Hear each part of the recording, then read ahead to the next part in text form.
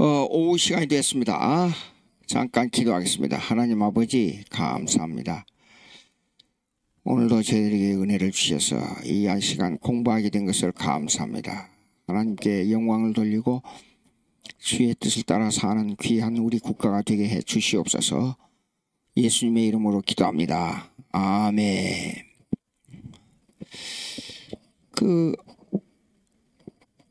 잠깐 요즘 말씀드리겠습니다. 아까 전번 시간에 안토니오 구람시에 대한 얘기가 좀 나왔는데요.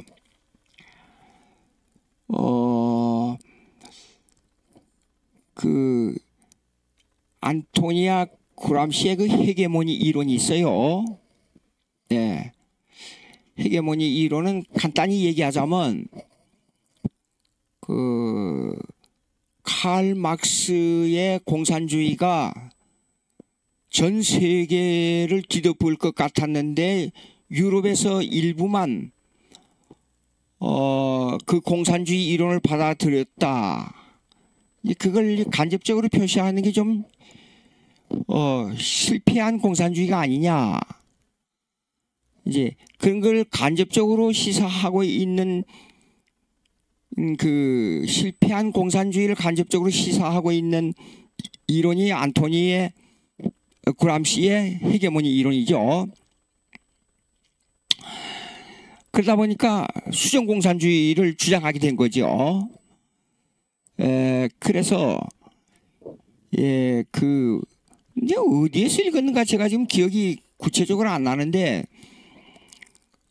폐지까지 어디 하려고 그러니까 생각이 안 나요.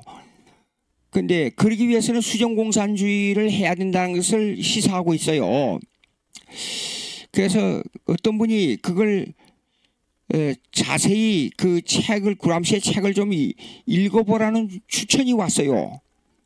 그래서 혹시라도 제가 이 얘기한 거하고 혹시라도 어긋나는 게 있다거나 또 그 다음에 그것이 그리고 그러다 보니까 이제 조용한 공산주의 운동을 하자 하는 것을 이제 또 주장한 분도 있더라고요. 그래요. 그런데 이제 조용한 공산주의를 주장하려 보면 그걸 선전하고 가르쳐야 되잖아요. 가르치다 보면 막스주의처럼 혁명적으로만 해서는 안 된다 이거죠. 그래서 혁명적으로 안 되면 어떻게 하냐, 지하적으로 파고 들어가자. 그것을 이용하는 것이 주체사상 교육론이다. 아까 제가 그런 흐름으로 제가 말씀드렸어요. 혹시라도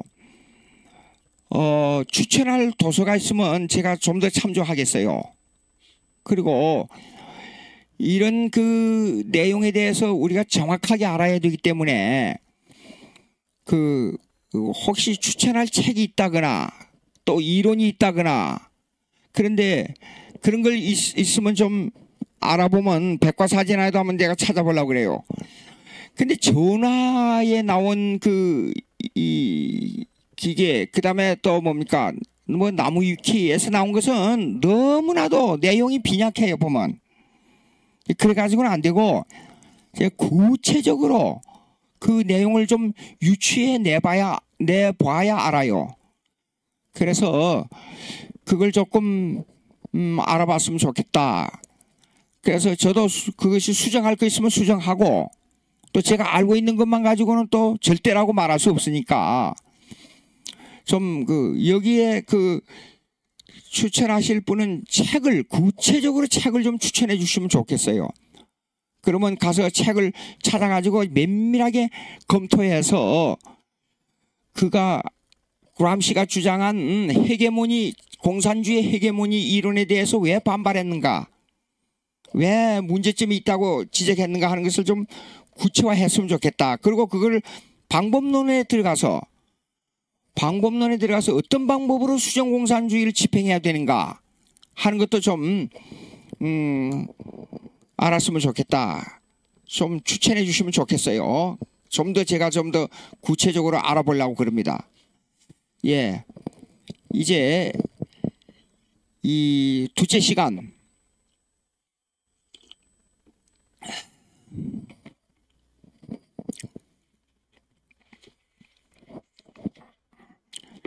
책 133페이지입니다. 133페이지. 가능하면 이번 주, 다음 주에까지 이 주체사상에 대해서 마치려고 그럽니다. 좀 진도를 맞춰보겠습니다. 133페이지 위에서 하나, 둘, 셋, 넷, 다섯, 여섯, 일곱째 줄, 여섯째 줄, 두째 패러그래프입니다. 그 주체사상의 주장점, 참으로 모순적인 주장이 바로 이 창조성과 자주성에 관한 이론이다. 북한에서 김일성 일가에게 100% 복종만 강요하고 있는 체제를 유지하면서 인간의 자주적 욕구를 말하는 그 자체가 모순을 드러내고 있다.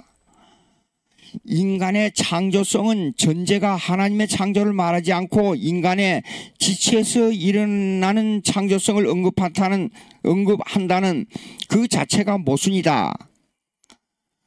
사실 인간 자체로부터 창조를 말한다는 것은 물이 없는 강을 건너는 것과 같다. 인간은 어떤 일을 개발해 나갈 때 창조의 개념에서 시작되는 일이 없다. 모든 일은 창조된 원인을 전제하기 때문에 새로운 변형 내지 개발에 해당된다. 이 시공간 세계에서는 사실상 이 창조란 말이 부적합해요. 우리 기독교인의 입장에서는 창조된 모든 것을 전제하고 있기 때문에 창조란 말이 성립되지, 없는 데서 뭘 창조한다는 말은 말이 안 되잖아요. 그러니까 주체사상에서 창조를 강조한다는 것은 그 창조의 개념이 전혀 우리하고 달라요. 예.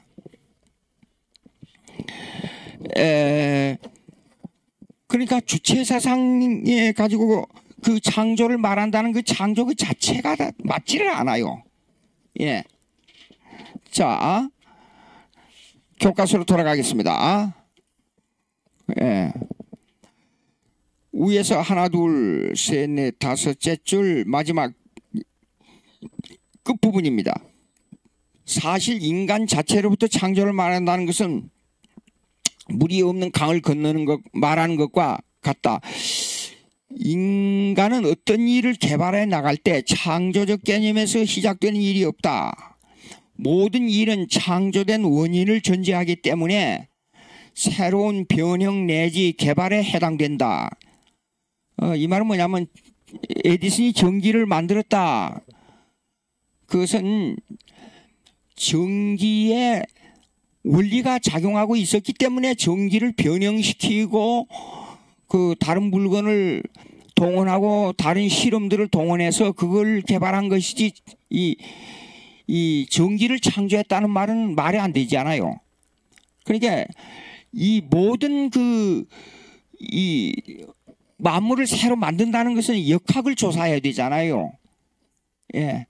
그 역학을 조사했다는 것은 그 역학 조사는 뭐냐 그러면 이미 창조를 하나님께서 만물을 만드신 이 창조를 전제하고 있어요.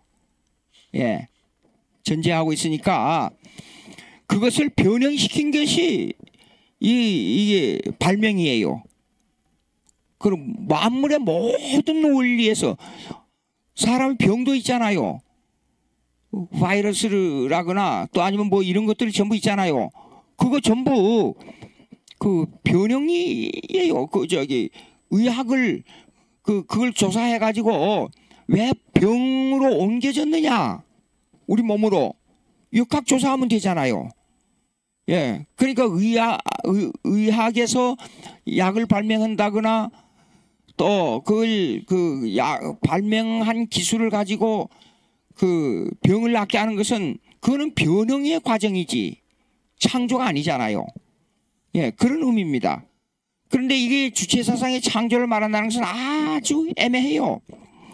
자, 보시겠습니다. 계속 읽습니다. 북한에서 주체사상을 인간의 욕구와 창조성에 기초하여 실행하고 있다면 왜 이 지구상에서 가장 폐쇄된 정치제도를 집행하고 있으며 민중을 가장 억압하는 김일성 일가의 독재 정치를 실행하고 있으며 그리고 가장 가난한 국가의 집단으로 존재하고 있는가를 묻지 않을 수 없다.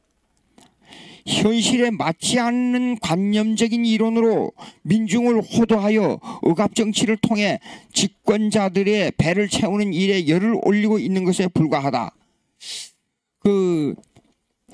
창조는 이렇습니다. 주체사상, 예? 주체사상에 스스로 창조성을 가지고 동참하라 그렇게 말하고 있는데 그 주체사상에 스스로 가지고 동참하라 그 말에 창조적이라는 말은 하지만 실제적으로 창조를 어떻게 하며 창조는 무엇이며 창조의 진행 과정은 무엇이다 이것이 전혀 없어요. 창조란 말은 하는데 창조는 무엇으로부터 만들어야 되잖아요. 예. 좋습니다. 주체사상을 창조적으로 말한다. 그러면 주체사상의 창조적 참여가 인민들의 창조적 참여가 뭐냐 이게요. 구체적으로. 예? 그런 것이 없어요. 그리고 창조를 말해요. 아주 애매해요. 우리 기독교는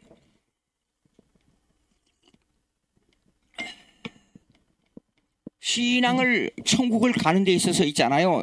천국을 가는 데 있어서 길이 도로가 딱 뚫려가지고 목적지까지 어디로 가서 어디를 통해 가는 그 지도처럼 정확해요. 딱 정해져 있어요. 아주 루트가. 근데 그런 게 없어요. 여기요. 창조란 말을 하지만 여러분 창조 그러면 좋잖아요. 뭘 새롭게 만든다니까. 근데 그런 게 없어요. 여기요. 그거 참 이상해요. 왜 그런지 모르겠어요. 예. 자, 그리고 창조를 말해요. 이제 D번 보시겠습니다. 133페이지에 제일 밑에서 셋째 줄. 인민 대중의 자주적인 사상의 의식이다. 창조를 말했으면서 창조의 개념이 구체화되지 않았다. 이거 아셔야 되고, 그 다음에 인민 대중의 자주적인 사상의 인식이다. 창조 다음에 자주예요. 자주가 뭐냐? 읽어보겠습니다. 예, 주체 사상에서는 자주적인 사상의 의식이란 말이 혁명 투쟁에서 결정적인 역할을 하는 중요한 요소로 등장한다. 투쟁의 주체가 인민대중 134페이지입니다. 인민대중이라는 관점에 초점을 맞추고 있다. 이 관점은 쉽게 말해서 인민이 붕괴해서 일어나서 자주적으로 이 주체 사상에 동참하라 그 말입니다. 이 관점은 창조성의 연장선상에서 강조하는 이론이다. 만약에 여러분들에게 한 달 일을 해가지고 한 달에 10만 원씩만 줄 테니까 자주적으로 동참하시오. 그럼 동참하겠어요? 예. 창조를 인간은 창조를 해야 된다. 그걸 강조하면서 창조하라. 10만 원을 주면서 이걸 가지고 창조적인 생활을 하라. 창조하라. 그럼 100만 원어치의 삶을 살아라. 그게 가능합니까? 불가능한 얘기예요. 창조의 연속성상에 있다는 이 자주성이라는 말도 아주 애매한 말이에요. 자, 읽으면 나옵니다. 읽어보시겠습니다. 제가 읽습니다. 자주적 사상의식에 대하여 김일성이 주장한 내용을 요약하면 우리 당은 우리 인민의 이익, 즉 우리 혁명의 이익으로부터 출발하여 모든 정책과 노선을 자신이 독자적으로 결정하며 자력갱생의 원칙에서 혁명과 건설을 자신이 책임지고 해 나가는 확고한 자주적 입장을 견지하였다.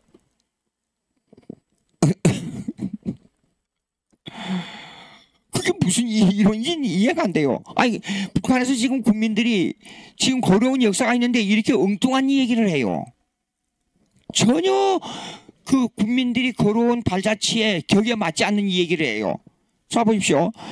정책과 노선을 자신이 독자적으로 일정하며 자력 경쟁의 원칙에 혁명과 건설을 자신이 책임지고 해나가는 확고한 자주적 입장을 견지하였다 그랬어요.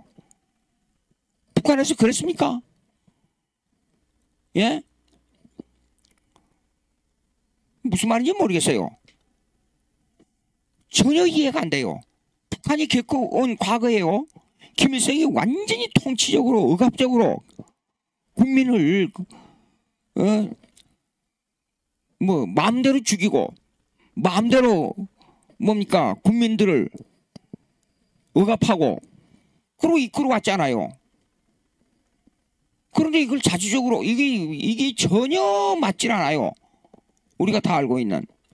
그러니까 사상적으로만 이론을 가지고 회색을 어떤 사람은 회색을 가지고 와서 검정색이라고 우기면 거의 검정색이 되고 흰색이라고 우기게 되면 흰색이 되는 거예요. 정반합의 이론에 의하면 검정색, 흰색. 그러나 회색을 볼 때는 검정색과 흰색을 합해가지고 만든 것이 회색이지 않아요. 그렇게 말하지 않고 지금 이런 식이에요.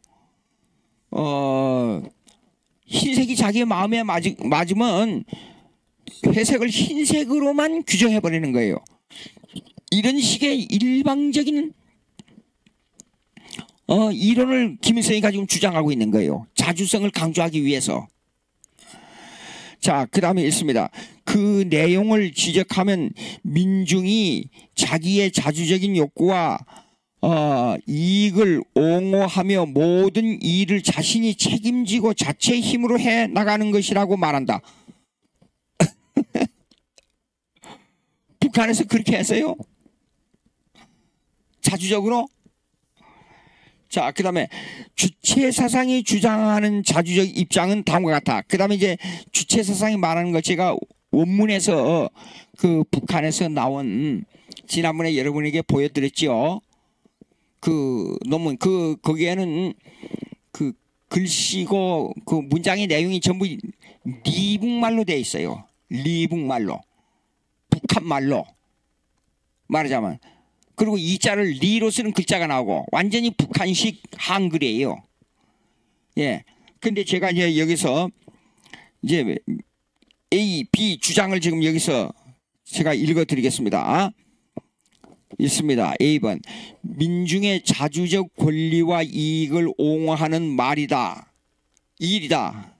예, 제가 오늘 안경을 안 가져와가지고 읽는데 대단히 지금 어려움이 있어요. 자주적 권리가 무엇이 되면 민중이 자기의 운명을 개척해 나갈 수 없게 된다. 이거 전혀 격에 맞지 않아요. 이 말은 맞는데 북한에서 자주적 권리가 무엇이 되면 민중이 자기의 운명을 개척해 나갈 수 없게 된다. 우리 남한에서 사용하는 사회라는 개념하고 북한에서 말하는 사회라는 개념이 틀리는 것은 뭐냐면 우리는 다양성과 자기가 가지고 있는 개성과 자기의 좋아하는 그 직업과 생활이 이 자기가 좋아하는 직업과 생활이 이 전체적 개념의 독자성을 가지고 있어요. 국가라는 전체 개념, 사회라는 전체적 개념에 동조하지만은 그 가운데서 우리는 독자성을 가지고 있어요. 그렇죠? 그런데 북한에서는 이 사회주의 개념이 전체라는 개념에 라는 데 있어서 각 개인의 독자성이 없는 전체적 개념이에요. 근데 전체적 개념만 말아요. 거기서 자주성을 말하는 것은 무슨 뜻이냐 그러면 전체적 개념에 있어서 독자성이 없는 전체적 개념이기 때문에 뭐냐면 내가 가지고 있는 이 독자성을 전체적 개념에다가 100% 예속시키라.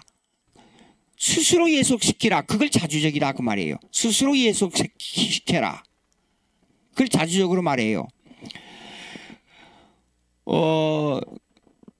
사회주의, 북한 사회주의에서 볼 때 종교는 아편이라 그래요. 왜냐하면 종교를 어떻게 보고 있냐 그러면 사람을 호리는 하나의 쇠뇌 공작에서 사람을 호리는 요소가 종교다 이렇게 보고 있단 말이에요. 그래서 종교를 아편으로 본단 말입니다. 예. 그러나 우리는 교회와 국가론에 볼 때 사실상 역사의 주체는 교회인데, 예. 역사의 주체는 교회인데도 불구하고 그 사람들은 교회라는 존재를, 종교라는 존재를 아편으로 봐버리기 때문에 하나님이 다스리는 역사를 이해 못할 뿐더러 역사를 무시하는 거죠. 예. 하나님의 주권적 역사를 무시한다 그 말이에요. 그러니까 국가관이 바로 성립될 수가 없어요. 왜 그 말이냐 그러면 기독교가 바로 들어가야 국가관이 바로 성립돼요. 하나님의 주권 하에서는, 왜 이 말씀을 드리냐 그러면 하나님의 주권 하에서는 있잖아요. 교회가 역사의 축이지 국가의 역사가 축이 아니에요. 아까 제가 읽었잖아요. 에베소서에. 예. 이제 교회로 말미암아 정사와 권세들에게 하나님의 각종 지혜를 알게 하심이라 그랬어요. 교회가 있어야 정사와 권세들에게 그 하나님의 각종 지혜를 알게 할 수 있잖아요. 교회가 있어야. 예? 근데 교회를 무시해보면 지혜를 몰라요. 위정자들이 지혜를 몰라요. 여러분 어떻게 생각할지 모르지만 사회가 아무리 정의를 말하고 아무리 선을 말해도 교회를 못 따라갑니다. 교회에서는 아주 조그만 하얀 옷에 먹물 한 점만 딱 떨어져도 선명하게 보여버려요. 근데 검정 옷을 입고 다니는 사람들한테 검정 먹물을 떨어뜨려 봐요. 보이는가? 안 보이잖아요. 그런 현상이에요. 그러니까 교회가 굉장히 볼품도 없고 아무것도 아닌 것 같이 보이지요. 근데 권세를 쓰는 국가의 위정자들, 또 권세를 휘두르는 국가 위정자들, 왕권 시대의 왕들도 하나님의 나라를 이루기 위한 그들의 과정인데 하나님께서 그 과정 속에서 그 왕들을 사용했어요. 어떤 사람들은 이렇게 얘기하면 이해를 못하는 분들이 있더라고요. 교회와 전혀 다른 세계로 보고. 근데 악을 행하는 위정자들도 교회를 돕는 역할을 해요. 왜 교회를 도와요? 그들을 채찍으로 사용해야 되니까. 교회를 훈련하는 채찍으로 돼야 되니까. 그리고 교회 역사는 이렇습니다. 피해 역사를 통해서 신앙 고백이 나오지 우연한 신앙 고백이 안 나와요. 피해 역사를 통해서. 자, 300년 동안이나 지속적으로 그리고 간헐적으로 초대교회 300년 동안이나 그렇게 많은 기독교인들을 탄압했잖아요. 근데 5세기 이후에 그 열매가 맺어졌는데 그 5세기 이후 5세기까지 형성된 신앙 고백서가 있어요. 그 열매, 피해 순교자들의 열매가 사도신경, 우리가 외우고 있는 사도신조지요. 사도신경. 그 다음에 칼케톤 신조. 그 다음에 뭡니까? 콘스탄티노플 신조. 예. 그 다음에 아타나시우스 신조. 이런 신조들이, 고대 신조는 아까 제가 말씀드린 대로 예수 그리스도만이 구세주이고 삼일체만이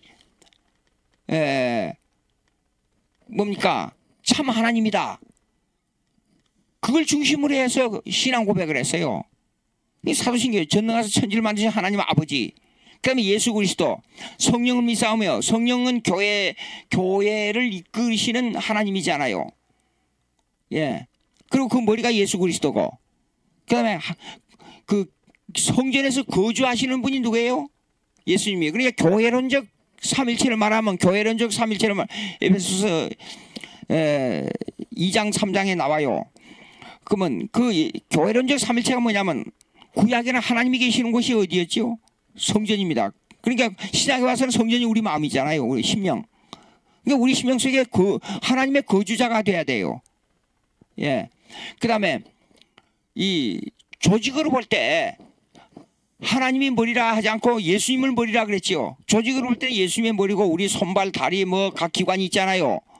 그래서 교회가 형성되려면 각기 은사가 있어요. 어떤 사람은 손의 역할, 어떤 사람은 다리의 역할, 어떤 사람은 눈의 역할, 어떤 사람은 귀의 역할, 어떤 사람은 입의 역할.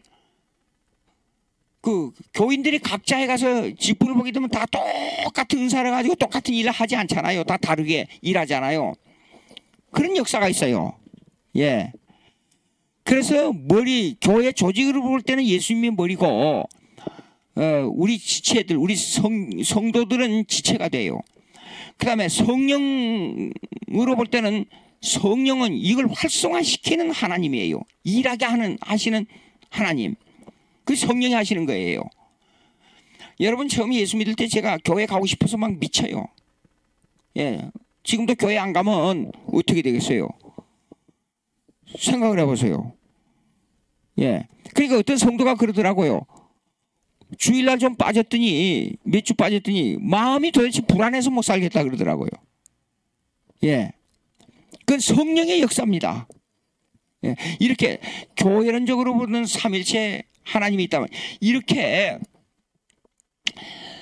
예수 그리스도가 누구냐 하는 문제하고 삼일체 하나님이 어떤 분이냐 하는 문제를 중심으로 해서 신앙 고백한 것이 5세기까지 신앙 고백한 것이 뭐냐 그러면 아까 말씀드린 사도신조로부터 아타나시우스 신조까지예요.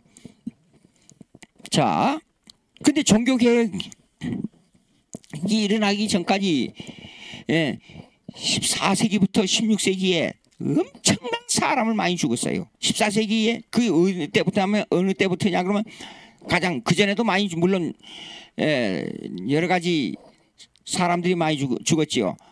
어떤 의미에서 십자군 전쟁 때 많은 사람이 죽었잖아요. 그 십자군 전쟁 때 죽은 그 기독교인들을 생각해 보면 그들도 한편으로 볼 때는 순교자라고 말할 수가 있지요. 예, 간접적인 순교자. 예, 그렇게 말할 수가 있어요. 그런데 14세기부터는 그 뭡니까 패스트 그 역병이 나왔을 때에 그 역병을 일으키는 것은 악마가 역사해서 그렇다. 그래가지고 어떤 사람들에게 마음에 안 맞는 사람들에게 악마를 뒤집어 씌웠어요. 예, 그래가지고 그 사람들 고문해갖고 재산을 뺏고 사람을 죽였어요. 엄청 수천만 명을 죽였어요. 그렇게 유럽에서. 그 역병으로 죽은 것만 해도 유럽 인구의 3분의 1이 죽었어요. 얼마나 무서웠겠어요. 조금만 배가 아파도 아마 이건 내가 역병 들어 죽는 거 아닌가 아마 그런 이 공포 속에서 살았을 거예요. 보나마나. 그런데 더군다나 로마 캐토릭이 중심해가지고 재산을 뺏기 위해서 자기 마음에 안 맞는 사람을 죽이기 위해서 마의 사냥을 했잖아요. 엄청난 사건들입니다.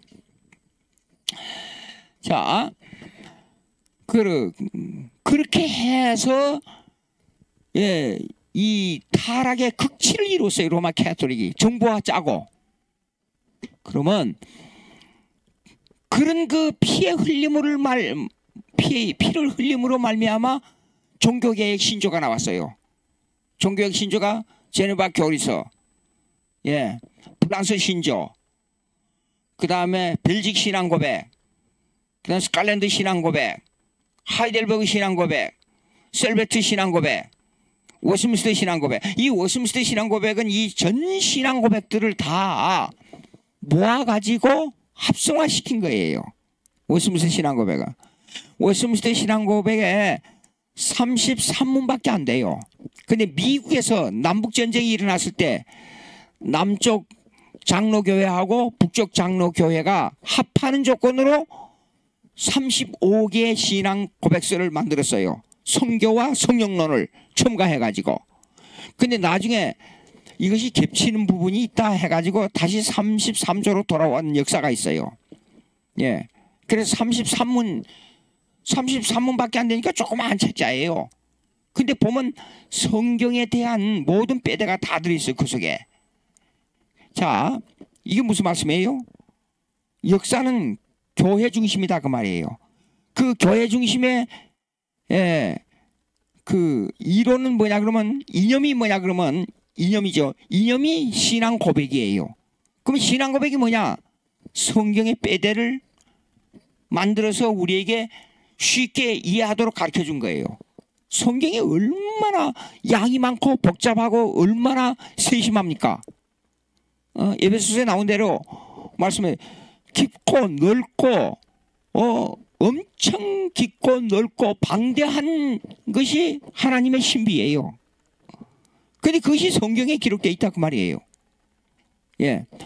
자 보십시오. 그러면 이제 우리가 지금 주체 사상의 결정적인 문제가 뭐냐면 극단적인 인간 생각이다 그 말이에요. 예? 그렇게 극단적인 인간 생각을 가지고 주체 사상이 세계 최고의 사상이라고 어거지를 부린다 그 말이에요.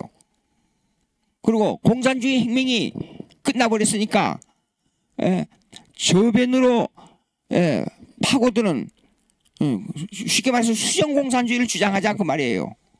예. 어떤 의미에서는 그람시가 말한 조용한 공산주의 혁명이 있잖아요. 조용한 공산주의 혁명의 방법론을 따가지고 주체사상을 교육을 하는 거예요. 근데 실제로 보게 되면 무서운 독재를 행하고 있잖아요. 공산주의 세계에서는 세습이 불가능해요. 근데 공산주의에서도 하지 않는 세습을 삼부자가 하고 있잖아요. 이런 독재가 어디 있어요? 자, 이제 134페이지 중간에 보겠습니다. A, 가로 안에 A, 중간에 민중의 자주적 권리와 이익을 옹호하는 일이다. 이게 웃음이 나와요. 어디 민중의 자주적 권리와 이익을 옹호하는 일입니까? 착취만 계속하고 있지요. 그리고 자주적이란 말은 너희가 스스로 주체 사상에 복종하는 것이 자주적이라 이렇게 강요해놓고 그리고 짓눌러버리고. 자, 여러분 이런 거짓말, 이런 앞뒤가 맞지 않는 말을 하기 때문에 북한에서 도둑이 많고 자기 배만 불리면 된다 그리고 남을 죽여도 아무 양심의 가책도 없는 일이 벌어지는 것이 왜 그렇게 되는지 알겠죠? 예.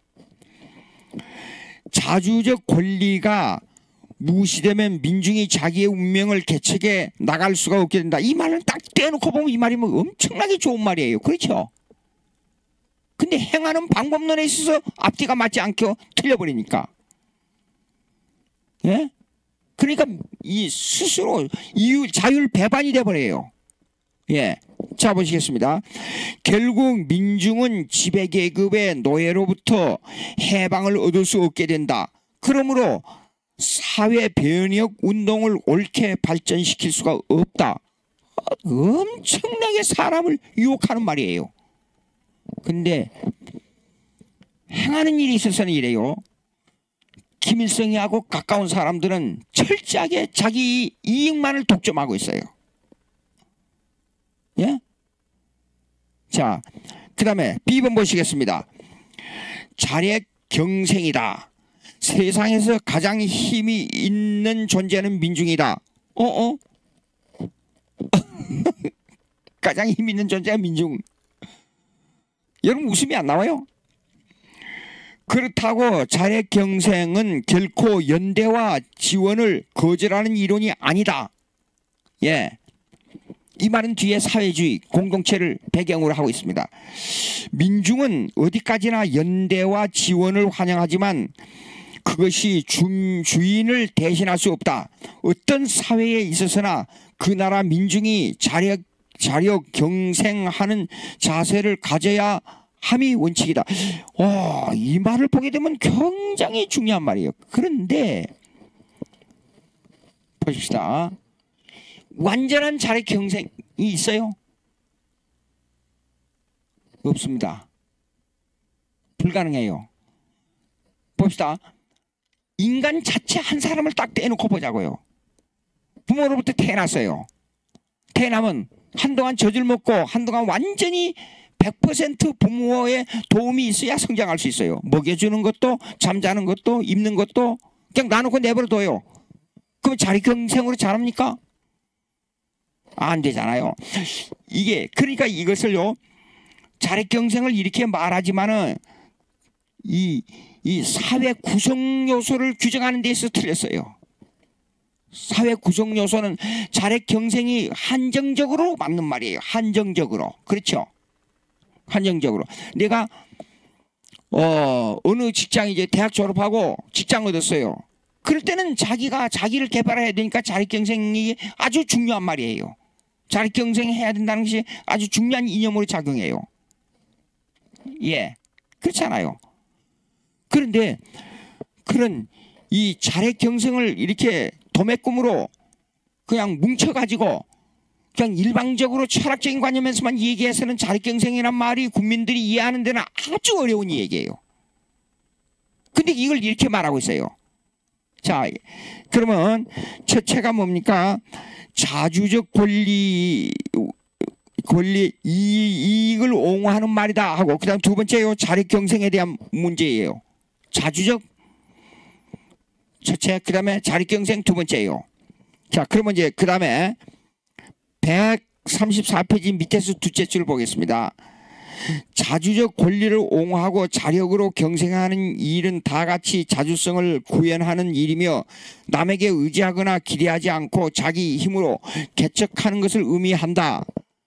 남에게 의존하거나 외세에 굴종하는 사대주의적 포로가 되면 자주의식이 마비되고 자신에 대한 힘을 상실하게 된다. 이 말은 주체사상에서 하는 말이에요.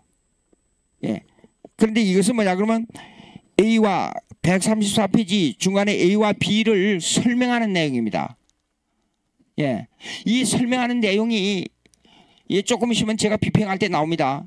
왜 틀렸냐 하는 것을 제가 말씀드리고, 지금 여기에서 말씀하고 있는 내용을 좀 구체적으로 이제 설명하면 이런, 그들이 설명한 내용이 이렇다 그 말입니다. 자, 보십시오.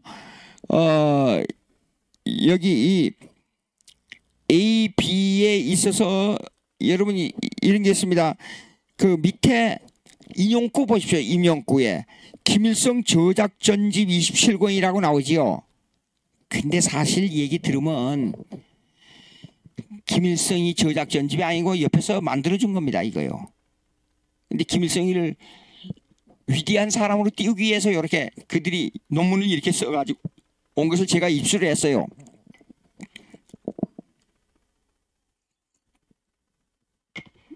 그러니까 이제 앞으로 조금 나가면 제가 설명을 드리겠습니다. 마비되고 자신에 대한 힘을 상실하게 된다. 둘째 줄 있습니다. 135페이지. 결국은 주인된 자신의 위치를 잃게 된다. 오직 자주적 입장만이 자연과 사회를 개조하고 변혁시키는데 견지하여야 할 가장 올바른 근본적인 정신이다. 그러므로 한국의 인민화를 위해서는 우선 일반 국민의 승리 사대주의 사상을 타파하는 곳으로부터 시작되어야 한다.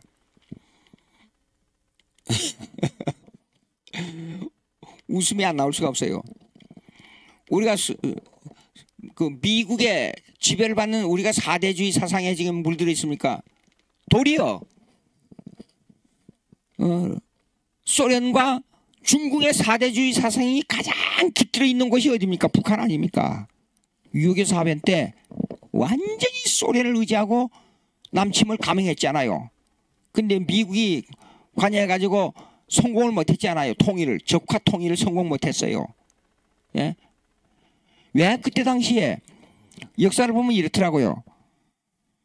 에친슬 라인 때문에 그 한국 그 라인을 한국 밑으로 선을 그어가지고 미국의 통치권이 미치지 않도록 하는 선이에요. 그래서 한국을 포기해버렸어요. 그리고 일본하고 필리핀 북쪽으로만 자기들의 통치권이 미치도록, 남쪽으로, 그 일본하고 필리핀만 미국의 통치권이 미치도록 했단 말이에요.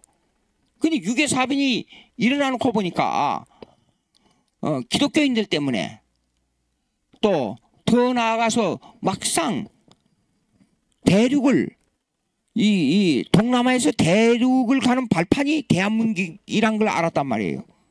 그래가지고 미국이 그때 당시에 이랬다고 그래요. 역사를 이렇게 읽어보니까 그 한국전에 참여해야 되냐 말아야 되느냐 하는 그 이론이 분분했다고 그래요.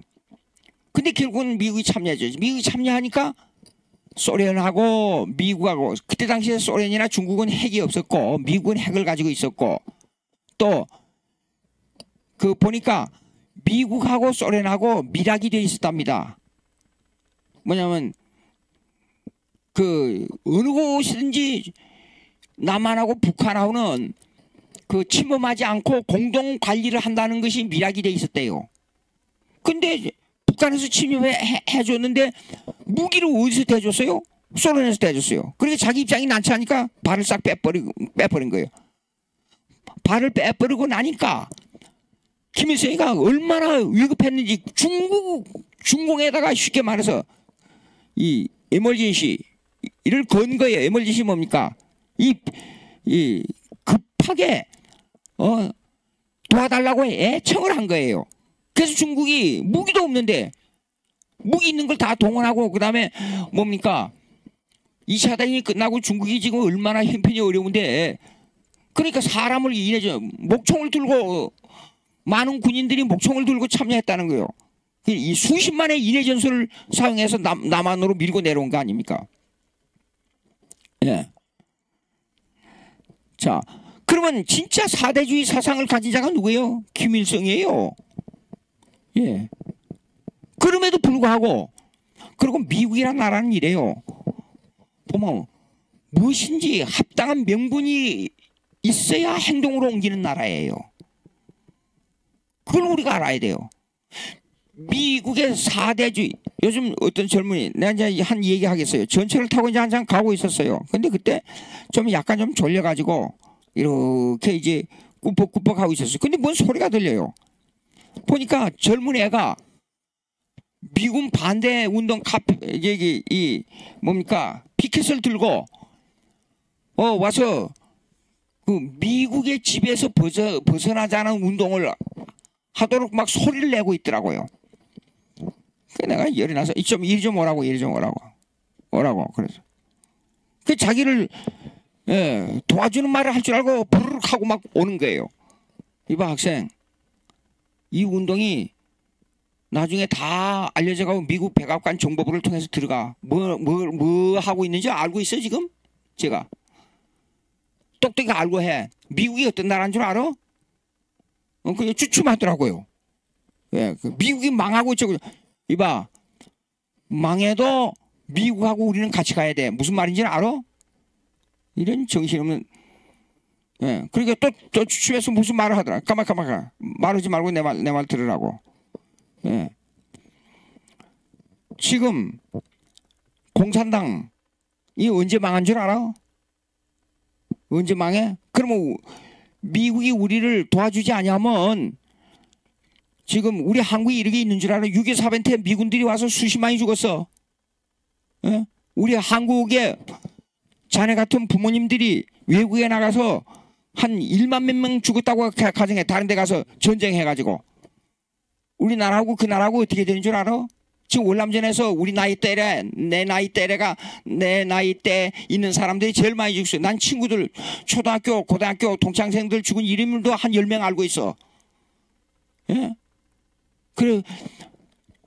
그런데 그런 나라를 갖다가 배반해? 배은망덕한 나라야. 그렇게 되면. 그래가지고 약간 좀 교훈을 했어요. 그러고 가라고. 그런 걸 제가 목격했습니다. 전철 안에서. 예. 근데 그게 사대주의 사상이 아니에요. 우리는 빚을 지고 있는 겁니다. 예? 미국한테 빚지고 있어요. 빚지고. 어떤 의미에서 월남 파병이 우리 동창생들이 많이 죽었지만 가슴이 아파요. 그러나 미국 사람들이 와서 우리에게 핏값으로 우리를 살려줬으니까 우리도 핏값을 일부라도 그들에게 갚아야 돼요. 예? 어느 목사님이, 장아무개 목사님이 혹시라도 전쟁이 일어나면 어떨까 싶어서 총만 주면 내가 전쟁에 참여해야겠다는 생각을 가지고 군화하고 군복을 차에다가 뒤에다가 넣고 다녔다 그래요. 교인들이 왜 그러냐고 물어봤답니다. 그러니까 전쟁이라면 나 총만 주면 나가 싸워야 되겠다고 그래요. 여기서 옛날에 백령도 사건 무슨 저쪽에 그 북한에서 포격을 했잖아요. 근데 우리 사람이 빨리 미국에 들어오라고 그러더라고요.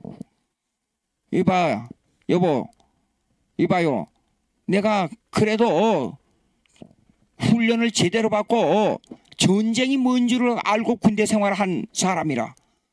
근데 이런 거 피하는 건 아무것도 아니니까 평안히 마음 안심 놓고 당신 잘 애들 데리고 잘 살으라고.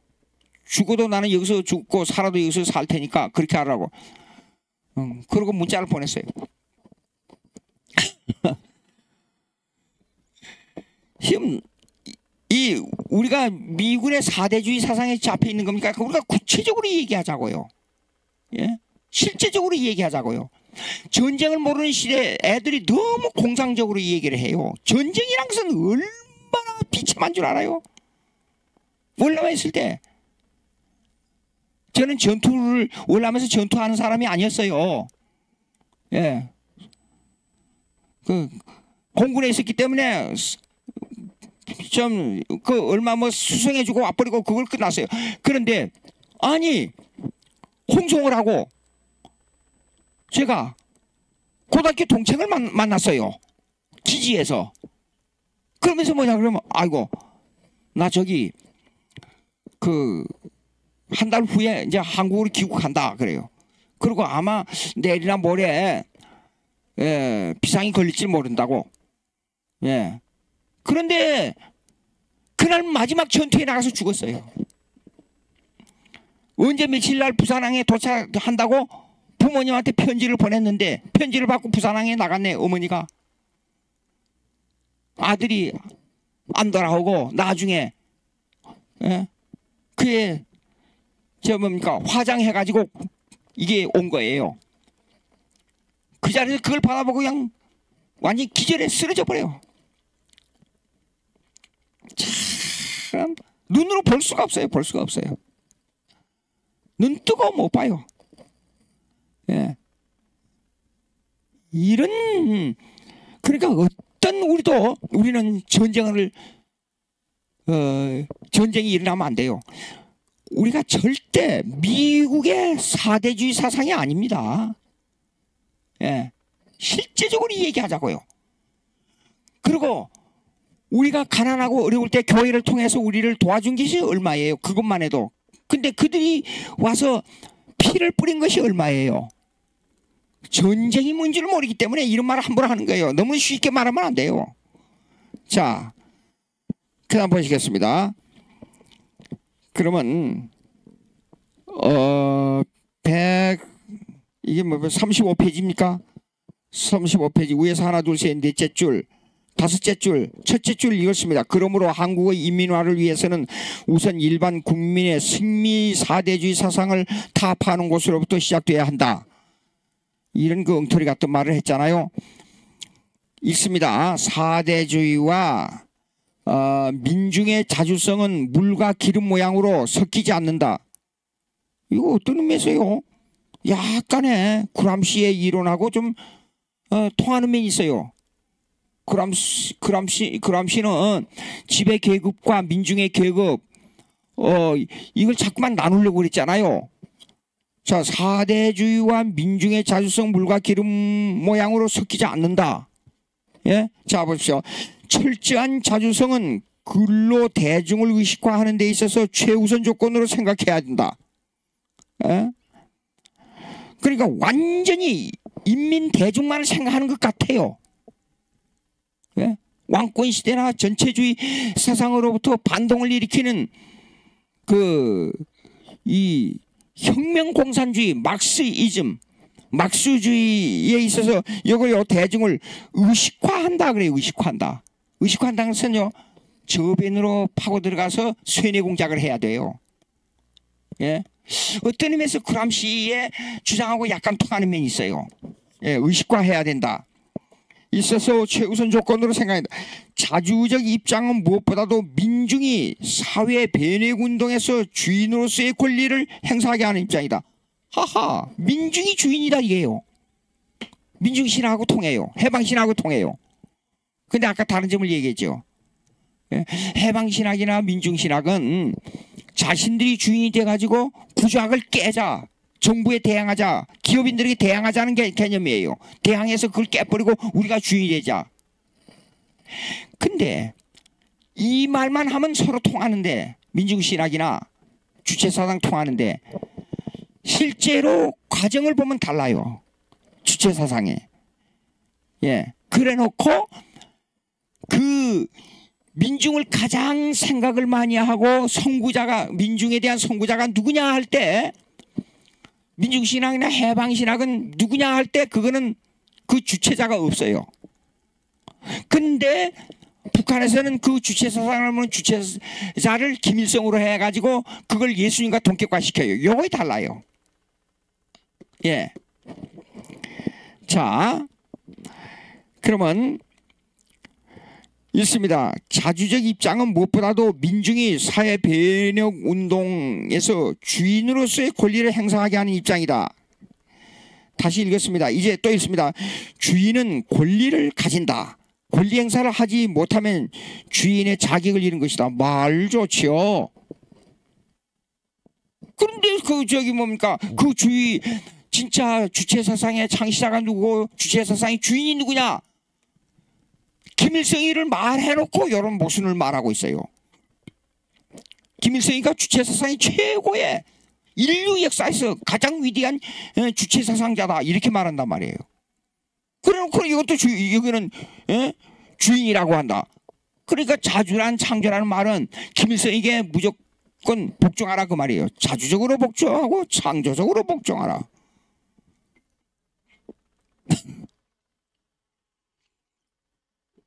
여러분 이 사상을 자세히 분석해 보세요. 용어를만 딱 따면 이게 100% 맞는 말이에요.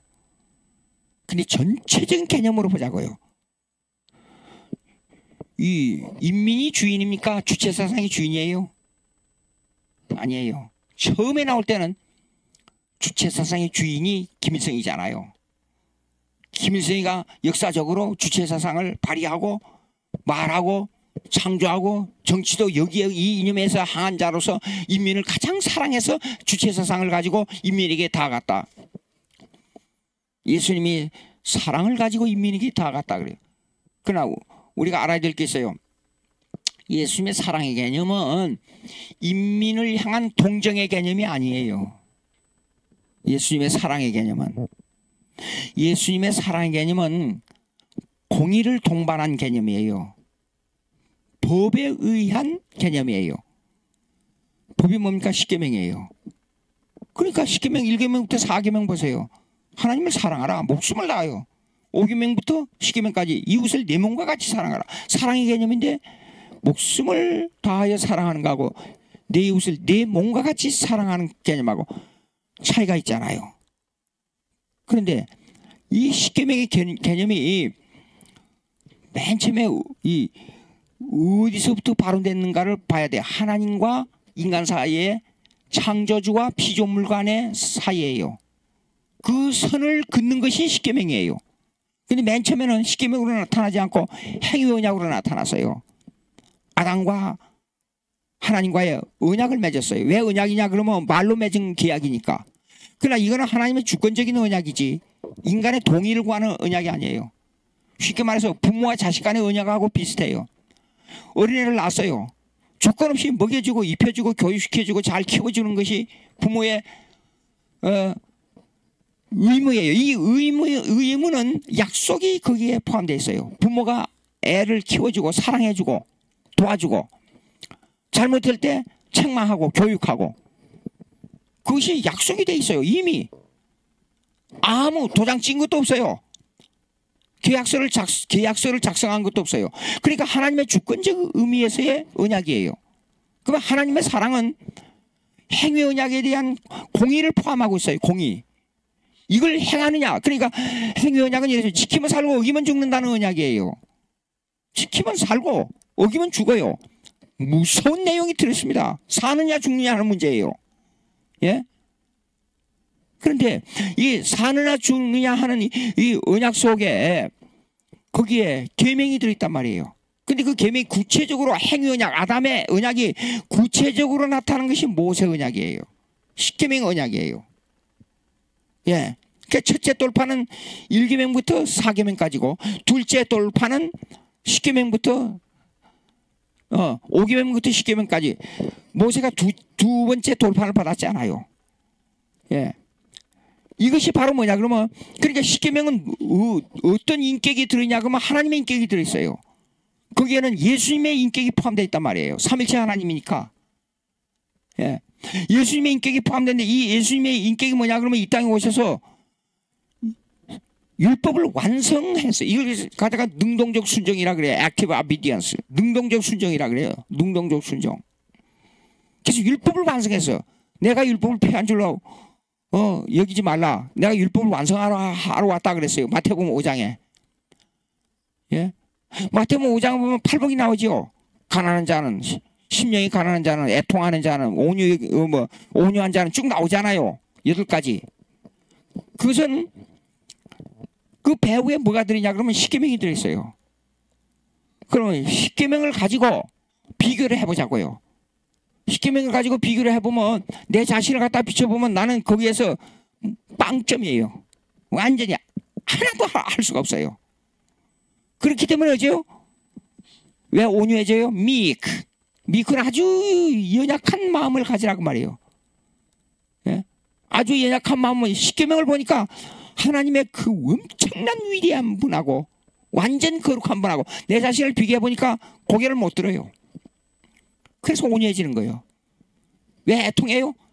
하나님의 거룩 앞에 내 자신을 비춰보니까 통곡할 수밖에 없어요. 예? 그러니까 이런 것들을 생각해보고 예수님께서 팔복을 딱 말씀하고 나서 율법론이 나오잖아요. 내가 이 선지자의 율법을 폐하러 온 것이 아니야. 율법을 완성하러 왔다 그랬어. 그러니까 예수님이 우리를 대신해서 율법을 완성해 준 거예요. 아담이 못 지킨 율법을 완성해 준 거예요. 그러니까 아담은 오실자의 표상이라 그랬잖아요. 예? 그러니까 첫째 아담은 율법의 중보자이고 둘째 아담이 예수님은 율법의 완성자예요. 예. 그러니까 그냥 어떻게 보다 보니까 그냥 동정적으로 아이고 인간들이 너무 불쌍해. 죽어 지옥 갈 것 같으니까 너무 불쌍해서 내가 십자가에 죽어야겠다. 그게 아니에요. 계획된 의예요. 하나님의 의는 동정의가 아니고 예수님이 행하신 의는 동정의 의가 아니고 하나님의 삼일체 하나님의 합의된 구속 언약의 의예요. 구속 언약의 의. 예? 이런 의를 가지고 있어요. 근데 이것들이라고 해서 미안합니다. 이 북한, 이 사람들도 예수 믿으면, 아이고, 그 많은 사람들 예수 믿으면 얼마나 좋을까. 북한 사람들요. 예수 믿어가지고 예수 혁명이 일어나면, 이 남북한이 기가 막힌 나라가 되는데, 그, 북한의 평양에 회파된 성전이 다시 형성돼서 다시, 순교의 제물로 바쳐졌던 그 북한의 그 기독교가 다시 회복된 날 한국은 엄청난 폭발적인 기독교가 형성될 수 있다는 생각을 꼭 떨쳐버릴 수가 없어요. 예. 자, 그게 그 동정심에 의한 뭐 사랑의 의나 이런 개념이 아니에요. 하나님의 사랑의 개념은 예, 거기에는 무궁무진한 뜻이 되어 있습니다. 그건 예정이 들어 있습니다. 예? 하나님의 계획이 들어 있습니다. 예수님이 십자가에서 행하신 공의를 만족하게 하는 공의의 의는 계획된 의이지 동정의 의가 아니라니까요. 예, 오케이. 자, 보시겠습니다. 자, 135페이지 중간 패러그래프 읽습니다. 위에 말한 바와 같이 주체 사상이 말하는 민중의 자주적 사상은 철학적 이론으로도 현실적 적용으로도 전혀 당치 않은 뚱구름 잡는 주장에 불과하다. 이거 여러 번 제가 얘기했어요. 호금을 치는 이론이에요. 1953년 김일성이 무력 통일에 실패하고 정치적 통일을 꾀하는 이론을 펼치기 위해 갑자기 짜집기 하여 내어놓은 궤변 철학에 불과하다. 왜 짜집기를 할 수밖에 없었냐? 저번에 제가 말씀드렸어요. 분명히 소련하고 약속하기를 적화 통일이 됩니다. 순간적으로 지금 에친슨 라인 때문에 미국은 관여 안 할 겁니다. 그러니까 갑자기 치고 들어가서 한 달도 안 돼서 적화 통일을 하겠습니다. 그랬단 말이에요. 근데 전쟁이 길어져요. 3년이나 했잖아요, 전쟁을. 예. 그러니까 사실상 북한에서 소련도 하나님의 역사는 우리 인간의 의지를, 인간의 생각을 뛰어넘어 버린다는 것은 뭐냐 그러면, 다시 얘기지만 제가 우리 한국을 생각할 때 그때 당시에 한 열흘만 더 전쟁을 해가지고 평양까지만 밀었어도, 메카드 장군이 그랬잖아요. 일주일 압록강을 중심으로 해서, 예? 못 넘어게 북한을 일주일만 폭격하면 우리가 밀어버릴 수 있다. 그렇게 했다고요. 근데 미국의 대통령이 소환해 가버렸잖아요. 노병은 죽지 않는다. 그 미국에서 공부할 때 그 역사에 대한 백악관에 가서 연설한 내용을 제가 봤어요. 흑백 TV로 가지고. 메카드 장군이 돌아와서 의회에서 촤 연설을 하는데 전부 국회의원들이 일어나서 박수를 하는, 환영을 받으면서 그 중에 한 말이 노병은 죽지 않는다. 사라질 뿐이다. 그렇게 말씀했어요. 예. 참 아쉬운 점이 많아요. 왜 그러냐면 그때 당시에 핵도 없었지. 소련. 중국은 무기 2차 대전 때문에 뭐 완전히 피폐된 나라가 돼가지고 무기도 제대로 없었잖아요. 미국의 그 엄청난 2차 대전 때 쓰고 남은 폭탄들이 무수히 있었는데 일주일만 폭격하면 끝난다 그랬잖아요. 그런데 왜 그렇게 소환해? 사실상 왜 협상에 임했느냐 그러면 김일성이가 러시아하고 중국하고 해가지고 왜 그러냐? 이제는 전쟁을 더 버티기가 힘들었어요. 그때 이 역사를 자세히 보면, 제가 4살 때 6.25 사변 났잖아요. 지금도 그 총소리가 귀에 남아있어요.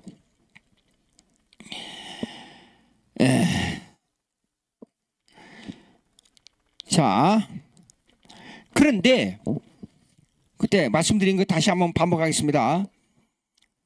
그러고 나니까 북한이 피폐돼 가지고 완전히 나라가 망했어요. 온 천지 폭격으로 말미암아, 도시 근방이고 뭐 중요한 곳에서는 폭격으로 말미암아, 미군들 폭격으로 말미암아 성한 곳이 없었어요. 회복될 수가 없어요. 그래서 휴전을 사인한 겁니다. 사인을 해놓고 러시아에 가서 살려달라고 애원한 거예요. 예? 그래가지고 20년 동안 북한이 약 20년간이죠. 러시아로부터 많은 물자를 들여오고 곡식을 들여오고 그래가지고 국민들을 먹이 살린 거예요. 60년대 우리 남한보다 더 잘 살았던 거 아닙니까? 예. 그 물자를 들어왔어요. 그 먹이 살렸습니다. 그것을 아마 사랑의 개념으로 표시했는지도 몰라요. 이 책에는 안 나와 있지만 김일성이가 우리 민족을 가장 사랑한 위대한 지도자 그런지도 모르죠. 근데 이제 보니까 왜 자력경쟁이 나왔느냐? 어느 나라도 의지할 수 없거든요. 소련도 의지할 수 없고 중국도 의지할 수 없어요. 전쟁이 끝나고 1953년도에 어떤 문제가 있었냐면 공산주의에 대한 반발운동이 일어났어요. 소련도 믿을 수 없고 중국도 믿을 수 없다는 운동이 일어났어요. 그래서 소련파하고 연합파하고 두 파가 형성된 겁니다. 같은 공산주의 사상을 가지고 북한에서 두 이 이념을 가지고 있는 그룹들이 엄청난 대립이 생긴 거예요. 이걸 어떻게 해결할 수 있어요? 분명히 통일된다 해놓고 실패했거든요. 김일성이가 위기에 몰리게 된 거예요. 이럴 때에 김일성이가 들고 나온 것이 참모들에게 얘기해서 이걸 어떻게 했으면 좋겠냐. 그러니까 소련파고 연합파고 다 칩시다. 힘으로 가지고 치면 못 당합니다. 이념으로는 끝이 없습니다. 그래서 나온 말이 뭐냐면 숙청작업이에요. 숙청작업을 하는데 이론이 있어야 되잖아요. 그것이 주체사상이에요. 그래서 급하게 주체사상을 만든 거예요. 근데 일반적인 사상이라는 것은 독자적인 사상이 없습니다. 공산주의 사상이 해결의 철학에서 나온 것처럼. 예? 이걸 어떻게 해야 되냐 하는 문제를 가지고 이론을 말할 때 공산주의를 희석시키면서 일부는 공산주의 이론을 받아들이고, 예. 또 민족의 개념을 가지고 그걸 약간 인용해서 쓰면서 그걸 무시하면서 그걸 받아들이고, 그래서 주체란 말이 나온 거예요. 인민주체란 말이 그래서 나온 거예요. 그래서 주체 사상이 나옵니다. 주체 아이디어 앤 크리스천니티. 왜 미국에서 그걸 박승대가 와서 발표할 때 기독교와 주체 사상이라고 말했냐? 사랑이란 개념은 기독교에서 많이 말하는 개념이니까 사랑의 개념을 예수님에게 적용시키고 김일성에게 적용시켜가지고 말한 거예요. 또 중간에 말씀드리겠어요. 4월 10일 날 여러분들이 왜 제가 여기서 이걸 강의하는가 해서 여러분들이 의도를 아실 거예요. 주체사상에 들어있는 사람들이 지금 국회의원들이 많이 있잖아요. 그 정도만 딱 얘기해요. 그 이상 더 얘기하면 또 선거법에 걸린다고 저를 잡아가둘지도 몰라요. 예, 정가 목사님이 3번이나 감옥에 갔다 왔네. 예. 아이고, 좀 야담 같지만, 아니, 갔다 나와서 식사 중에 그러냐. 아이고, 감옥에 가니까 편하고, 쉼 없고, 거기서 마음대로 이렇게 성경 보고 할 수 있으니까 편하게 지내다가 왔다고. 제가 그래서, 아이고, 그런 말씀 하지 마세요. 아, 여기 밖에 있는 사람들은 불안해서, 힘들었다고 그래. 가운데 기둥이 무너지면 가운데 기둥 하나만 무너집니까? 가운데 기둥이요? 집안이 무너져 버리잖아요. 집 전체가 무너져 버리잖아요. 예, 연약한 기둥들 옆에 있어봐야 그 사람들이 그걸 완전히 대신할 수 있어요? 안 되지요. 그 위대한 지도자 한 사람이 넘어지면 그 주위의 사람들이 왜 역사를 보면 그러잖아요. 위대한 지도자 한 사람이 무너지면 그 주위의 사람들이 패가 갈려요. 왜 그런지를 아시겠죠? 가운데 기둥이 무너지면 옆에 있는 조물의 기둥들은 자기 거 차지하느라고 그 큰 힘이 그냥 분산돼 버린다 그 말이에요. 자 보세요. 이제 그 정도로 하고 밑에서 하나 둘 셋 넷 다섯 여섯째 줄 읽겠습니다. 즉 자주성이 어디로부터 왔는가 하는 문제는 세속 철학에서도 결론을 도출해내지 못하고 있다. 자주성이 어디로 왔어요? 하나님이 아니면 불가능해요. 이것을 결론 내기는. 오직 창조의 원리를 이해하는 데서부터 인간의 자주성을 해결할 수 있기 때문이다. 예, 그래요. 여러분 우리 신앙생활 하면서 그러잖아요. 내가 뭐 좀 잘한 게 있잖아요. 그럼 주위 사람들이 그거 잘한 거 있는데 하나님의 은혜라고 그러잖아요. 그게 맞는 말이에요. 내가 태어날 때에 나에게만 주어지는 은사예요. 그렇지 않아요. 하나님의 은혜다고. 어떤 사람 말 잘해요. 말 잘한다고. 당신이 말 잘한다고. 그러면 그 대답하는 사람이 기독교이면 그것도 하나님 주신 은혜라고. 맞아요. 예. 그런 자주성이 돼야 되는데 인간 자체에서 찾는 자주성은 안 돼. 자, 북한에서 온 사람한테 제가 얘기를 들었어요. 아무리 내가 능력이 있어도 부모의 직업에 따라서 부모의 당원이 어떻게 되느냐에 따라서 모든 직업이 결정돼요. 숙명의 길을 걸을 수밖에 없어요. 자기 개발이 없어요. 무슨 놈의 자주성이에요. 자주성은 오직 자발적으로 김일성에게 복종하는 자주성만 허락돼요. 그게 북한이에요.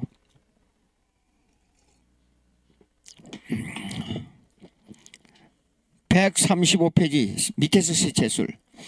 주체 사상이 주장하는 자주성과 사회주의는 이론적으로 그리고 현실적으로 모순투성이로 꽉 차 있다.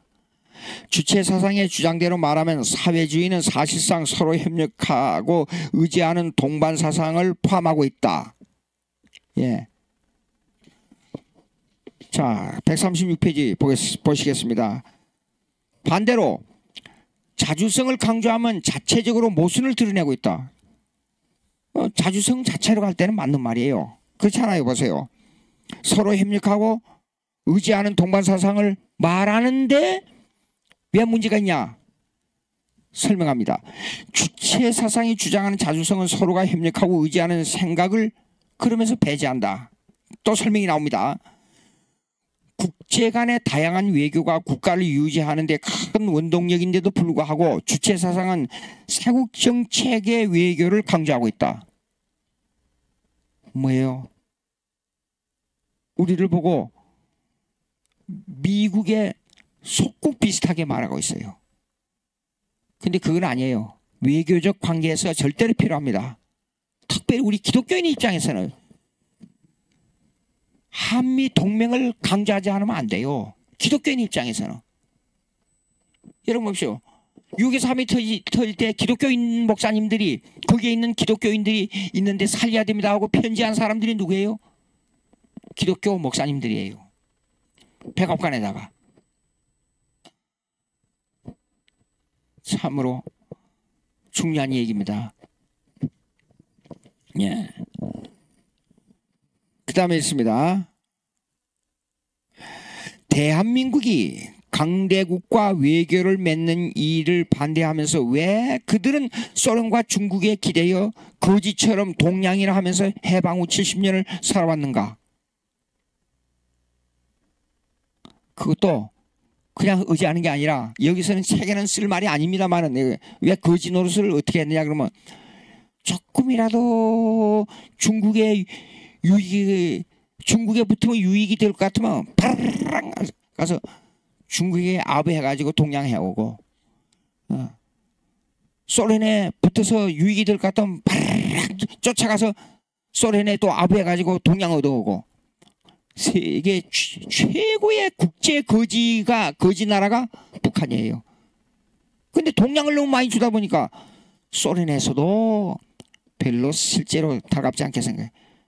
중국에 가서 여러 번 한 10번 가까이 강의하러 갔는데 가보니까 중국 사람들이고 북한에 있는 한국 사람들이고 간에 중국에 있는 한국 사람들도 북한 사람이 오면 싫어해요. 한국 사람이 오면 그렇게 좋아해요. 왜 한국 사람 좋아하는 줄 알아요? 강의하러 갈 때 강의 그냥 가는 게 아니라 여기는 한국에 가면 강의해주고 내 시간 낭비하고 공부하고 그래가지고 가서 강의해주니까 강사비 받잖아요. 근데 중국에 가면 강의해주고 돈 줘야 돼요. 그러니까 한국 사람이 오는 걸 그렇게 좋아해요. 대환영해요. 그냥 막 좋아서 어쩔 줄을 모르더라고요. 예. 근데 한국에서 지금 실제상으로 한국 선교사들이 중국에 가서 성공했다고 볼 수 있어요. 지금 시진핑이가 이 기독교를 압박을 넣으니까 지금 이러고 있죠. 내용상으로는 한국 선교사들을 그렇게 신망하고 있어요. 중국에서. 이제 한쪽에는 한국 사람이 있고 한쪽에는 중국 사람이 있어요. 근데 중국말을 하는 한국 목사님이 거의 반반이더라고요. 뭐 400명, 뭐 350명 뭐 이렇게 목회를 해요. 중국말을 하니까. 일부는 한국말, 뭐 2부는 중국말, 뭐 어떤 데는 중국말 먼저 하는 데도 있고 그래요. 가보면 이제 경제적 차이가 있으니까 그때 당시에 강의할 때가 약 15대 1의 경제적 차이가 있어요. 한국이 15배가 더 높아요. 그러니까 여기서 10,000원을 가져가게 되면 15만 원어치의 가치가 있다 그 말이에요. 이제 그렇게 하는데 이제 그러면 강의를 하게 되면 이제 중국말로만 통역이 나가요. 근데 거기에 있는 한국인들은 중국말을 알아들으니까. 예. 그리 보면 뭐냐면 국제 관계가 상당히 민감해요. 중국 국민들이 미국하고 관계에 있어서요. 근데 질문이 이렇습니다. 재밌어요. 왜 미국은 전쟁을 그렇게 좋아하느냐 그래요. 근데 그것은 중국 정부에서 전쟁의 명분을 없애버리고 전쟁하는 사건만 얘기하니까 그래요. 그래서 제가 그랬어요. 그래서 제가 일부러 그랬죠. 저도 미국 사람이다. 한국에서 태어난 미국 사람이다. 근데 미국이란 나라는 명분 없이 전쟁을 안 한다. 여러분, 다른 나라에서 전쟁이 일어난 그 명분을 미국에서 말한 명분을 알고 있느냐 그랬어요. 대답을 못해요. 예. 알아야 돼요. 그러니까 우리 한국에서 구체적인 명분을 규정하지 않고 미국의 속국이라고만 강조하는데 문제가 있다. 아니, 이 국제관계는요, 아주 지정학적 위치, 경제적 위치, 이 정치적 위치, 이런 것을 다 고려해서 명분을 확실히 해야 된다 그 말입니다. 그것을 하지 않고 무조건 대한민국이 미국의 속국이다. 그런 이론이 어디가 있어요? 자, 보시겠습니다. 136페이지 위에서 하나 둘 셋 넷째 줄. 대한민국이 강대국과 외교를 맺는 일을 반대하면서 왜 그들은 소련과 중국의 기대에 거지처럼 동양이나 하면서 해방 후 70년을 살아왔는가? 김일성이 6.25를 일으켜 대한민국을 초토화시켰지만 우리나라에서 미국을 중심하여 유엔에 가입된 나라들이 수많은 병사들의 피와 군수물자를 소모하고 하나님을 섬기는 자유 대한민국을 건설하게 만들어 주었다. 우리가 이건 다 아는 건데요, 뭐. 예. 나 6.25 사변 때 얘기하니까 요새 초등학생들이나 중고등학생들이 6.25가 뭐냐고 묻는다 그래요. 6.25 사변을 전혀 모르는 거예요. 그리고 북침이냐 남침이냐 하는데 엉뚱한 소리를 한다 그래요. 기가 막힌 거. 혹시 여러분들이 아시면 아고라젠이라고 하는 잡지사가 있습니다. 거기에 6.25를 바로 알리는 것이 작년 겨울에 아주 두껍게 책으로 나왔습니다. 그게 제 논문이 주체사상에 대한 비판 논문이 거기에 실려 있어요. 특집을 해가지고. 예. 그 6.25를 바로 알기 위한 그 책을 한번 구해가지고 보십시오. 아고라젠을 치면 나와요. 아고라젠. 예. 있습니다. 우리 대한민국은 그 은혜를 알아야 한다. 아까 제가 얘기했던 겁니다. 소련과 중국을 의지한 북한은 세계에서 가장 억압받고 있으면서 국민들이 가장 피폐한 생활을 하고 있다. 어떻게 자주성을 가지고 사회를 개조하고 변화시킨다는 그 정치체제 아래서 국민들이 그렇게밖에 살 수 없단 말인가. 대한민국은 미국과 국가 대 국가의 외교를 맺고 서로 무역하고 그들이 섬기는 하나님을 우리도 섬기는 같은 신앙을 가지고 좋은 것은 서로 공유하고 선의의 경쟁을 통해 국가를 발전시켜 나가고 있다. 결론적으로 얘기하자고요. 한국에 교회가 많지 않아요. 북한에 교회가 없잖아요. 그 다음에 한국에 국가가 발전됐지 않아요. 예. 북한의 국가가 망했지 않아요. 그냥 망이 아니라 아주 이 지구상에서 없는 최하의 나라로 쫄딱 망했어요. 이 말 하게 되면 김정은이가 아마 날 죽이려고 그럴 거예요. 자, 읽겠습니다. 19세기 말 미국의 최고 수준의 선교사들이 한국에 와서 피와 땀을 바쳐 복음을 전했다. 참, 한국에 복 받았어요. 야, 그러면 일본 선교사들은 자유주의 신학이 들어왔어요. 우리보다도 훨씬 먼저 말 들으니까 뭐 50년, 뭐 100년 먼저 일찍 기독교가 들어왔다 그래야 돼요. 일본에 가보면 강의하러 제가 몇 번 갔습니다. 일본에도. 교회가 별로 없어요. 근데 십자가가 제대로 서 있는 교회는 뭐 한국 선교사들이 세운 교회예요. 예. 일본 개혁파 신학이 보수주의 개혁파 신학이 있어요. 학생이 20명, 30명밖에 안 돼요. 그것도 많은 때가 그렇답니다. 10몇 명 된 때도 있다고 그래요.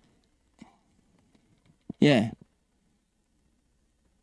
그러니까 근데 이제 신학의 학적인 위치는 훨씬 높아요. 왜냐하면 미국 웨스트민스터 신학 교수였던 풀턴 교수가 와서 그 학교에서 오랜 동안 강의를 했습니다. 예. 자, 근데 중국은 뭐예요? 왜 선교 실패해서 영국이요? 마약이 들어왔기 때문에 그래요. 예. 그러니까 우리가 19세기 말에 한국 선교사들 들어올 때는 아주 보수 신앙을 가진 1등 선교사들이 들어왔어요. 한국 복입니다. 예? 의학 박사들, 신학 박사들이 들어와서 한국 선교에 참여한 거예요. 들어와서 학교 세우고 교육을 해야 되니까 이 교육이 절대 중요합니다. 예, 교육이요. 예? 교육, 학교 세우고 그다음에 환자들이 말이 아니 병에 걸리면 한약을 가지고 오랜동안 장기간 영양을 잘 공급해가지고 병을 낫는 것보다도 우선 전쟁에서 다치고 갑자기 급성병에 들으면 이걸 칼로 째고 치료해서 문제를 빨리 해결해야 되지 않아요. 급한 한국 사람들 성격에 딱 맞는 거예요. 이 치료가 병원 세우고 예. 그전 세브란스 병인데 영어로 severance라 그래요. 그거 영어로 쓰면 severance. 근데 그걸 단절이라 끝난다 그런 뜻인데 왜 severance라는 말을 그 병원 이름으로 했는지 난 그 역사적 출처를 좀 알고 싶은데 알 길이 없어요. 예? 세브란스 병원, 연세대학교. 또 근데 그래서 한국에 큰 대학들은 다 대학병원이 있잖아요. 연구하고 가르치고 연구하고 가르치고. 예. 미국이 똑같은 시스템을 받아들인 거예요. 미국에서 제가 교육학 박사학위 논문 쓸 때 미국의 역사, 교육 역사를 쫙 150년의 역사를 쫙 봤어요. 약 50여 년간 미국은 공립학교가 없었어요. 근데 그 중에 특이한 게 있어요. 예. 교회가 세워지면 교인들이 좌석에 앉아있는 좌석이 한 300명 된다 그러면 애들 가르치는 교실 방은 한 30개가 있어요. 이상하다. 그게 뭔 줄 알아요? 그게 학교예요, 학교. 교회를 지을 때 학교와 같이 지어요. 예. 그리고 큰 교회들은 그 교회와 관계를 가지고 있는 병원이 있어요. 병원. 예.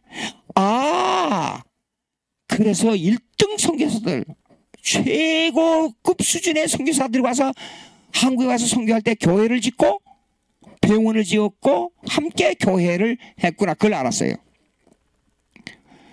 그 미국의 교회들은 본당 중심이 아니에요. 교육 중심이지. 예. 그러니까 미국 50여 년 동안 공립학교가 없어요. 교회에서 사립학교를 시작했어요. 그러면 교인들이, 유능한 교인들이, 교수들이, 그 교인들이 교수예요. 선생하고. 나이 많은 분들이 50, 60, 70 되는 분들이 초등학교 선생, 중고등학교 선생, 대학 교수 하고 있어요. 자기 교회에서 세운 학교에서. 그러니까 지미 카터 대통령이 80이 넘어서도 주일학교 교육했잖아. 애들 모아놓고 옹기종기 모아놓고 교육했잖아요. 주일학교 선생. 우리가 말하는 오늘나라 한국의 주일학교 선생이 아니고 미국은 달라요. 가보면 아주 세밀하게 가르칩니다. 예. 그러니까 미국에는 대부분요 1부, 2부가 있는데 1부에 참석한 사람들은 주일학교 들어가요. 2부에 참석한 사람들은 바꿔서 또 주일학교 들어가요. 예. 그 부모님들이 주일학교 선생하면서 교인이에요. 그 주일학교 선생들은 그럼 주중에는 뭐 하느냐? 중고등학교, 대학을 운영해요. 학교에서. 미국의 역사가 그래요. 근데 공립학교는 왜 생겼느냐? 미국의 대통령이 역사가 지나면서 보니까 국가가 형성되니까 국가에서 이끌어가야 할 학교가 필요한 거예요. 그래서 공립학교가 생긴 거예요. 근데 그 공립학교 시스템도 보면 전부 사립학교인 주일학교 시스템에 따라서 움직이고 있어요. 그래서 공립학교 때에 150년 이상을 미국에서 공립학교에 기도회를 마치고 학교 공부를 시작했어요. 그렇기 때문에 우리 한국도 군목이 생겼지요. 김치선 박사 와서 군목을 해야 된다고 주장했었어요, 옛날에. 예. 군목 생겼지요. 경목 생겼지요. 그다음에 병원에 원목 생겼지요. 이것이 시스템화돼 가지고 몇 명 이상의 병원은 반드시 목사를 돼야 된다는 것이 법으로 통과돼야 돼요. 예. 이번에 우리 국회의원 들어가서 그런 일들을 해야 돼요. 그 다음에 기독교 학교의 교목은요 절대적 권위입니다. 총장 다음이에요. 그래가지고 기도회를 인도하고 학교를, 미국에 있는 칼빈 대학교가 있어요. 칼빈 교단은요, 제가 이제 방문해 보고 느낀 것이 이거 배울 점이 많다는 것을 느꼈어요. 통역 가면서 이제 그걸 제가 느꼈는데, 보십시오. 가보니까 칼빈 대학하고 칼빈 신학 대학하고 칼빈 대학원하고 분리가 되어 있더라고요. 왜 그러냐? 칼빈 대학에서는 일반 대학이니까 신학하고는 관계없으니까 이게 신학을 바로 가르치기 위해서는 분리해야 된다는 것이 주장이에요. 그런데 나이가 많은 은퇴한 목사님들이 칼빈 대학에 몇 명씩 그룹을 만들어요. 학생들을.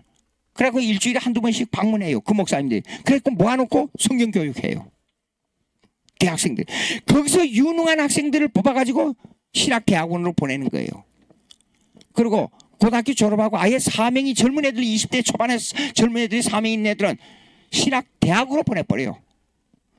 근데 미국에서는 대학원이, 신학대학원이요, 일반 대학 졸업생보다도 성경 바이블 칼리지 4년제 신학대학 졸업생을 선호해요. 이유가 뭔지 알아요? 거기서 4년 동안 공부하니까 신학에 대한 기초를 다 쌓고 들어가요. 예. 근데 거기에서 학자들이 더 많이 나와요. 신실한 들이 더 많이 나와요. 어떤 의미에서 일반 대학 가면 4년 동안을 다른 학문 연구하는데 시간을 낭비한다 이게요. 그래서 칼빈 그 교단에 가보니까 아니 이걸 크레딧 시스템으로 운영하고 있어. 바이블 칼리지 4년, 그 다음에 칼빈 유니버시티 4년 따로 운영해요. 그리고 칼빈 테올로지컬 세미너리 신학대학원을 따로 운영해요. 좋은 생각이에요. 예, 여러분 혹시 멀커프라는 얘기 들으셨어요? 멀커프가 칼빈 신학대학원 대학교 총장이었어요. 교장이었어요. 그때 당시에요. 예, 세계적인 조직신학자입니다. 앞으로도 한국 시스템이 신학 중심의 이러한 좋은 일들이 생겼으면 하는 마음이 간절합니다. 대학하고 일반 대학하고 신학교하고 합하면 그 대학은 반드시 망합니다. 신학이 망한다 그 말이에요. 이게 무슨 말이냐? 영국의 옥스퍼드 대학교, 캠브리지 대학교, 미국의 하버드 대학교, 예일 대학교, 프린스턴 대학교 전부 신학교였어요. 근데 일반 대학하고 합해가지고 신학이 망했어요. 다음에 계속하겠습니다. 기도하십시다. 하나님 아버지 감사합니다. 시간이 돼서 마치게 됐습니다. 할 말이 많지만은 하나님 아버지 우리에게 주신 은혜를 잘 감당하고 우리 한국을 기독교 국가로 만들어 주시옵소서. 기독교 국가로 만들어 주시옵기를 간절히 바라옵고 예수님의 이름으로 기도합니다. 아멘. 다음 주에 뵙겠습니다. 가만히 있어 봐요.